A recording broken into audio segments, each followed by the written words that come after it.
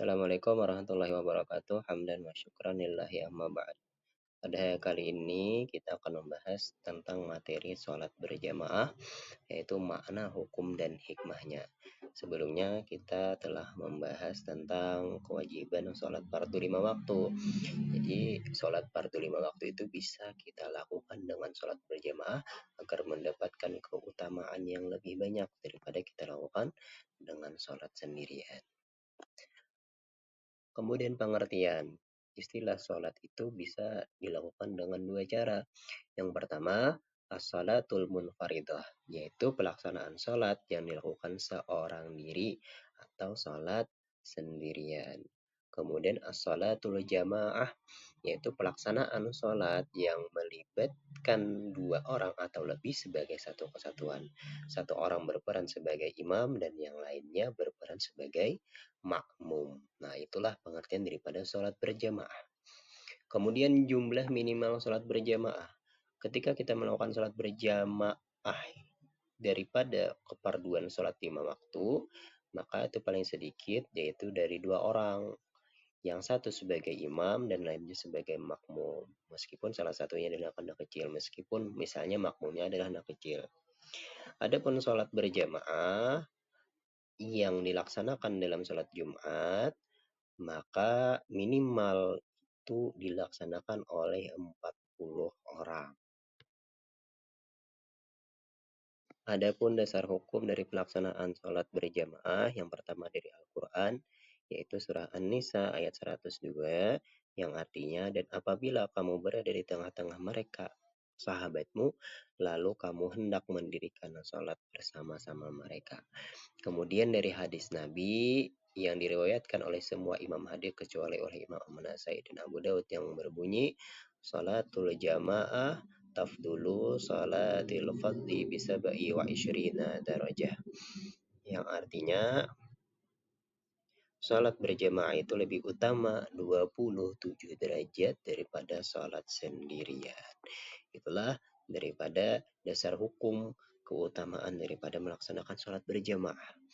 Adapun syarat sahnya seseorang menjadi imam, yang pertama Islam, yang kedua berakal, yang ketiga mumayyiz, yang selanjutnya yaitu berjenis kelamin laki-laki jika terdapat makmum laki-laki. Jika seluruh makmumnya perempuan, maka boleh yang menjadi imam itu perempuan. Kemudian yang selanjutnya yaitu suci dari hadas. Kemudian bacaan bagus. Tahu hukum-hukum daripada bacaan-bacaan yang terdapat di dalam rukun qauli. Kemudian yang keempat bukan makmum. Ketika menjadi imam, ia tidak dalam posisi sebagai makmum. Tetapi makmum boleh menggantikan imam dalam keadaan-keadaan tertentu. Tetapi itu bukan posisi makmum lagi. Nanti dia makmum berganti menjadi imam. Kemudian syarat syah menjadi makmum. Yang pertama adalah niat menjadi makmum. Niat mengikuti imam. Yang kedua Islam, berakal, mumayyiz, kesesuaian mazhab. Ini masih menjadi perdebatan. Sebab apa? Secara prakteknya ketika kita melakukan umrah atau haji di Makkah atau Madinah, imam di sana kebanyakan adalah bermadzhab Hambali, sedangkan kita orang Indonesia mayoritas bermadzhab Syafi'i. Jadi kesesuaian mazhab ini masih menjadi perdebatan. Yang kedua, keyakinan terhadap imam, yaitu makmum meyakini bahwasanya imam itu sedang melakukan sholat bukan dalam keadaan qadha atau berhadas. Yang ketiga, posisi makmum tidak lebih maju dibandingkan imam. Kemudian yang keempat, mengikuti gerakan imam. Tidak boleh makmum mendahului daripada gerakan imam. Kemudian hikmah daripada posisi makmum, yaitu makmum itu harus berada di depan. Dan kriteria menjadi imam itu harus adil, amanah, bertanggung jawab, rela berganti, terbuka pada kritik, kemudian juga melayani. Maksudnya terbuka pada kritik itu ketika imam melakukan kesalahan atau kelalaian, mungkin lupa dan sebagainya, maka makmum boleh memberikan teguran dengan cara misalnya mengucapkan subhanallah atau mengkoreksi bacaan surahnya misalnya. Kemudian hikmah daripada posisi menjadi makmum. Ketika kita menjadi makmum, kita belajar ketaatan kepada pemimpin.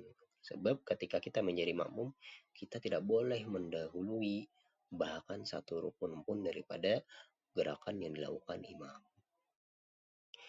Namun, kita tetap terbuka untuk melakukan kritik jika terjadi kesalahan yang dilakukan oleh imam. Yang pertama, yang yaitu kemudian amanah.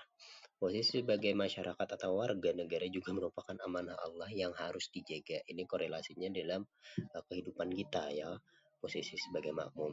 Yang kedua yaitu partisipan, yaitu berpartisi aktif di dalam kehidupan. Yang ketiga yaitu mekanisme, yaitu mengkoreksi itu ada cara dan mekanisme yang berlaku, bukan sembarangan dikoreksi, bukan hanya sekali mengucapkan oh imam kamu salah, enggak. Di dalam Islam itu diatur bagaimana caranya.